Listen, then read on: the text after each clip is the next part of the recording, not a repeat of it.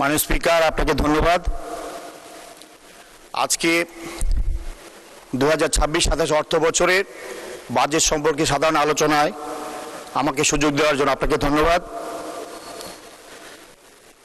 এবারের বাজেট আমাদের দেশের মানুষের গণতান্ত্রিক যে অগ্রযাত্রার একটি কাঙ্ক্ষিত নির্বাচন হয়ে গেল। সেই নির্বাচনে দেশের মানুষ ভোট দিয়ে অনেক দিন পর অনেক রক্তের দামে অনেক চড়া মূল্যে অর্জিত এই গণতন্ত্র এবং গণতান্ত্রিক সরকার প্রতিষ্ঠার পর আমাদের এই সরকারের প্রায় 4 মাসের মাথায় আমাদের এই বাজেট দিতে হয়েছে। আমি প্রথমে আমার বক্তব্যের শুরুতে পরম করুণাময় আল্লাহ তাআলার প্রতি কৃতজ্ঞতা জানাচ্ছি। আমাদের জনগণের ভোটে নির্বাচিত সরকার মাননীয় প্রধানমন্ত্রী জনাব তারেক রহমানের নেতৃত্বে মাননীয় অর্থমন্ত্রী এবারের যে বাজেট উপস্থাপন করেছেন, স্বাধীনতার পর অনেক বাজেট আমরা দেখেছি। আমাদের বিএনপি সরকারেরও অনেক বাজেট দেওয়ার অভিজ্ঞতা রয়েছে এই পার্লামেন্টে।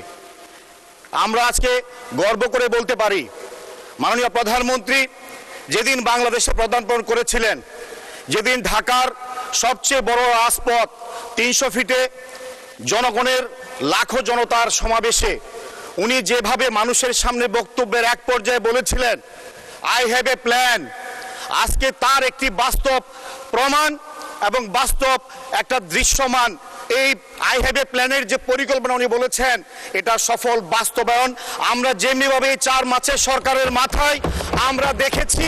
উনি বাজেট ঘোষণার পূর্বেই ওনার পরিকল্পনার যে দৃশ্যমান অগ্রগতি আমরা লক্ষ্য করেছি, সেগুলো আমরা প্রতিনিয়ত আমরা বিভিন্ন কর্মকাণ্ডে কর্মসূচিতে যেমনিভাবে দেখার প্রমাণ আমরা বাজেটেও প্রতিফলন দেখেছি।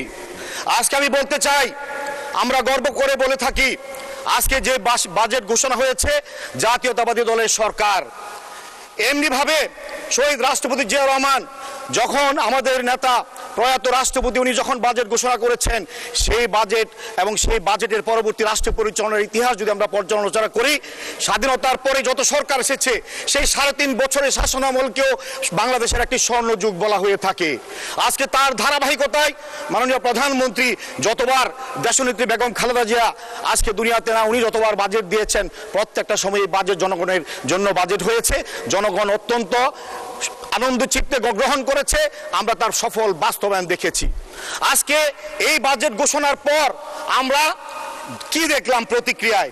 আজকে সাধারণ জনগণ বলেন আর যেখানে যায় ব্যবসায়ী বলেন, প্রতিটা সেক্টরে যেভাবে বাজেটকে স্বাগত জানিয়েছে, অতীতের ইতিহাস পর্যালোচনা কখনো আমরা দেখি নাই বাজেটকে এভাবে জনগণ গ্রহণ করতে। আমি মাননীয় প্রধানমন্ত্রীর নির্দেশে গত 2 দিন যাবৎ বাজার দ্রব্যমূল্য আমরা দেখার জন্য আমি ওনার নির্দেশে বিভিন্ন বাজারে গিয়েছি, বিভিন্ন জায়গায় দেখেছি। 2-1টা পত্রপত্রিকা অনেক জায়গায় কিছু কথা বলা হয়েছে, কিন্তু বাস্তব চিত্র হলো মানুষ অত্যন্ত খুশি। আজকে অনেক জায়গায় অনেকে অনেক কথা বলেন বাজেট নিয়ে, বিশেষ করে আমার বিপক্ষ বন্ধুরা বিভিন্ন বক্তৃতায় বিভিন্ন বিবৃতিতে বাজেটের বিরুদ্ধে অনেক কথা বলছেন। আজকে আমরা দেখলাম কি, আমরা এই বাজেটে যে কথা আমরা বলেছি, আজকে সামাজিক, অর্থনৈতিক, ব্যবসায়িক সকল ক্ষেত্রে যেই ধরনের করের ছাড় দেওয়া হয়েছে, বিশেষ করে শিল্পায়নের ক্ষেত্রে দেশীয় শিল্পকে সমৃদ্ধ করার জন্য যেভাবে উৎসকর, এআইটি সহ বিভিন্ন ধরনের ট্যাক্সের রিলিফ দেওয়া হয়েছে, আজকে আমি মনে করি বাংলাদেশের শিল্পায়নের ক্ষেত্রে দেশীয় শিল্পকে মজবুত করার ক্ষেত্রে এই বাজেট একটা সফল এবং সুন্দর ভূমিকা রাখবে। আজকে সামাজিক যে অর্থনীতি, সেটাকে মজবুত করার জন্য আজকে যেমনিভাবে ফ্যামিলি কার্ড, কৃষক কার্ড, ওলামায়ে কেরাম সহ ধর্মীয় বিশেষ ব্যক্তিত্ব সহ খাল কাটা কর্মসূচি সহ সর্বক্ষেত্রে গ্রামীণ অর্থনীতি, গ্রামীণ অবকাঠামোকে মজবুত করার জন্য যেই কথা বলা হয়েছিল, সেই কর্মসূচি বাস্তবায়ন করার জন্য বাজেটে আমরা আজকে লক্ষ্য করলাম অনেক বরাদ্দ রাখা হয়েছে। আজকে তাই বলতে চাই, শুধু বিরোধিতার খাতিরে বিরোধিতা নয়, আমরা আসুন এই বাজেটকে দেশবাসী গ্রহণ করেছে। আজকে আমরা পার্লামেন্টে একরকম কথা বলবো, রাষ্ট্রপতি গিয়ে বাজেটকে নিয়ে আপনারা অনেক ধরনের কথা বলে থাকেন। তাই আজকে বলতে চাই, মাননীয় প্রধানমন্ত্রী এদেশের মানুষের সামনে যে কমিটমেন্ট করেছেন, সেই কমিটমেন্টকে বাস্তবায়ন করার জন্য 9,38,000 কোটি টাকার যে বাজেট জনগণের সামনে দিয়েছেন, অতীত রেকর্ড হলো যে বাজেট বিএনপি দিয়েছে প্রত্যেকটি বাজেট সফলভাবে বাস্তবায়ন করেছে। এবারও ইনশাল্লাহ আমরা চ্যালেঞ্জ করে বলতে পারি, মাননীয় প্রধানমন্ত্রীর নেতৃত্বে এই বাজেট বাস্তবায়ন হবে এবং মানুষের স্বার্থে, জনগণের স্বার্থে, এই হাজারো মানুষের রক্তের দামে কেনা এই মূল্যবান এই গণতন্ত্র, এই অর্থনীতি, এই দেশকে আমরা মজবুত করার যে পরিকল্পনা নিয়ে এগিয়ে যাচ্ছি, ইনশাল্লাহ সেটা সফল করব। সেটা আজকে আমরা 4 মাসের মাথায় বলতে চাই না, আমরা সময় মতো আমরা দেশবাসী যেমনিভাবে সমৃদ্ধ করেছেন আপনারা। ধন্যবাদ। মাননীয় প্রতিমন্ত্রী, প্রস্তুতি ছাড়া যেভাবে টেবিল চাপড়ানো রিসিভ করছেন, প্রস্তুতি থাকলে কি হতো আল্লাহ জানেন। আরো 4 মিনিট দেওয়া হলো আপনাকে। মাননীয় স্পিকার, আজকে আমরা কিছু কিছু জায়গায় দেখলাম অনেকেই বলছেন যে কিছু দাম বৃদ্ধি হয়েছে। সিগারেটের দাম যদি বৃদ্ধি হয়, নেশাগ্রস্ত দ্রব্যের দাম যদি বৃদ্ধি হয়, এটা নিয়ে যদি কেউ কথা বলেন, আমি জানি না কার স্বার্থে ওনারা কথা বলেন। হার্টের রিং পরানো, স্ট্যান্টিং করানোর যদি ট্যাক্স কমানো হয়, ডায়ালিসিস করার ইনস্ট্রুমেন্টের জন্য যদি ট্যাক্স কমানো হয়, মেডিকেল ইকুইপমেন্ট, দেশীয় সাইকেল ফ্যাক্টরি, দেশীয় বিভিন্ন শিল্প খাতের যদি কাঁচামাল আমদানি করার ট্যাক্স কমানো হয়, সেই জায়গায় আমরা অ্যাপ্রিসিয়েট করি না, অত্যন্ত দুঃখজনক। আমরা লক্ষ্য করি কি, আমরা যেখানে আগামী 1 বছরের মধ্যে 42 লক্ষ ফ্যামিলিকে আমরা ফ্যামিলি কার্ড দেব, আমরা যেখানে বলছি আগামী 1 বছরের মধ্যে আমরা 40 লক্ষ কৃষককে কৃষি কার্ড দেব, প্রবাসীদেরকে আমরা প্রবাসী কার্ড দেব, আমরা হেলথ কার্ড দেব, আমরা ওলামায়ে কেরামদেরকে ভাতা দেব, আমরা অবহেলিত জনগোষ্ঠীকে আমরা অর্থনৈতিকভাবে স্বাবলম্বী করব, আমাদের মা বোনদেরকে অর্থনৈতিকভাবে স্বাবলম্বী করব।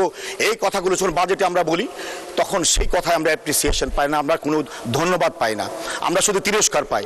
আজকে তাই আমরা বলতে চাই, সমালোচনা যারা করেন, সমালোচনা আমরা গ্রহণ করব, কিন্তু বাস্তব ভিত্তিক কথা বলে আসুন আমরা এই বাংলাদেশের মানুষের জন্য যে আগামীর ভবিষ্যৎ রচনার জন্য মাননীয় প্রধানমন্ত্রী যে স্বপ্ন দেখিয়েছেন, এই স্বপ্ন 4 মাসের মাথায় যদি আপনারা বলেন ধাক্কা মেরে ফেলে দিবেন, আপনারা সহ্য করবেন না আর সময় দিবেন না, এটা মনে যৌক্তিক কোনো কথা নয়, এটা কোনো যৌক্তিক সময় নয়। আপনারা অপেক্ষা করুন। আমরা তাই বলতে চাই, জনগণ যেভাবে আমাদেরকে আমাদেরকে রাষ্ট্র পরিচালনার দায়িত্ব দিয়েছেন, আপনারাও পার্লামেন্ট মেম্বার হয়েছেন, আপনারা আপনাদের যৌক্তিক ভূমিকা পার্লামেন্টে রাখবেন আমরা আশা করি। একটা বাজেটে 100% কখনো কোনো মানুষকে সন্তুষ্ট করা যায় না, পৃথিবীতে কাউকে 100% মানুষকে সন্তুষ্ট করা যায় না। অতএব আপনাদের কাছে আমরা সহযোগিতা চাই।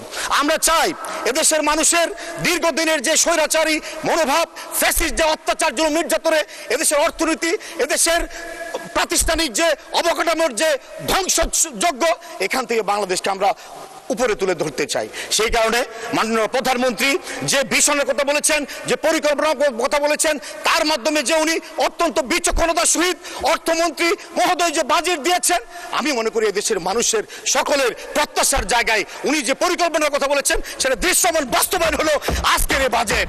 তাই আমি মনে করি এই বাজেট বাস্তবায়নের জন্য শুধু সরকার নয়, বিরোধী দলের সহযোগিতা আমরা আশা করি। আমরা সবাইকে নিয়ে আগামী দিনে এই বাজেটের বাস্তবায়নের জন্য আমরা একসাথে কাজ করতে চাই। আজকে আমি আমার নির্বাচনী এলাকা কিশোরগঞ্জ 6 ভৈরব কুলাচের জনগণ, হয়তোবা আমি জানি না আমার জনগণ কতজন দেখতে পাচ্ছে, আমি শুধু মাননীয় প্রধানমন্ত্রীর কাছে বলতে চাই, আমি আপনার কর্মী। আমি গত রাষ্ট্রপতি ভাষণের উপর যখন কথা বলছিলাম, অনেক কথা বলতে গিয়ে আমি এলাকার কথা বলতে পারি নাই। আমি তাই আজকে মাননীয় প্রধানমন্ত্রী শুধু আপনাকে এতটুকুই বলবো, আমি কিশোরগঞ্জ 6 নির্বাচনী এলাকা থেকে নির্বাচিত, দেশের জনগণের ভোটে প্রায় 1.5 লক্ষ ভোটের ব্যবধানে আমি নির্বাচিত হয়েছি। আপনার হাতে আমি তৈরি, আমার এলাকার দাবির কোনো কথা আমি বলবো না, আপনি সব জানেন। মাননীয় প্রধানমন্ত্রী শুধু আপনার কাছে অনুরোধ, 5 বার নমিনেশন দিয়েছেন দল থেকে, সে ভোটের অধিকার না থাকার কারণে আমি বিজয়ী হতে পারি নাই। আজকে আমার নির্বাচনী এলাকার মানুষের স্বার্থে আমি বলতে চাই, আমার জন্য আপনি খেয়াল রাখবেন, আমার এলাকার উন্নয়নের জন্য একটু খেয়াল রাখবেন, এই কথাটুকু আমি আপনাদের কাছে দাবি রাখতে চাই। এখানে মাননীয় মন্ত্রী মহোদয় অনেক সিনিয়র, আমার অনেক সমবয়সী অনেকে আছেন, আমরা প্রত্যেক মিনিস্ট্রি মন্ত্রী মহোদয়ের কাছে নিবেদন, আমি একজন রাজপথের পরীক্ষিত কর্মী, প্রত্যেকটা মন্ত্রী মন্ত্রণালয় মহোদয়ের কাছে আমি নিবেদন, আমার এলাকার প্রতি একটু সুদৃষ্টি রাখবেন আপনারা। এই কথা শুধু বলছি, মাননীয় প্রধানমন্ত্রী আপনি দোয়া করবেন, আমরা আপনার ক্যাবিনেটের যারা আছি, আমরা যারা সংসদ সদস্য আছি, আপনার সাথে ঐক্যবদ্ধ।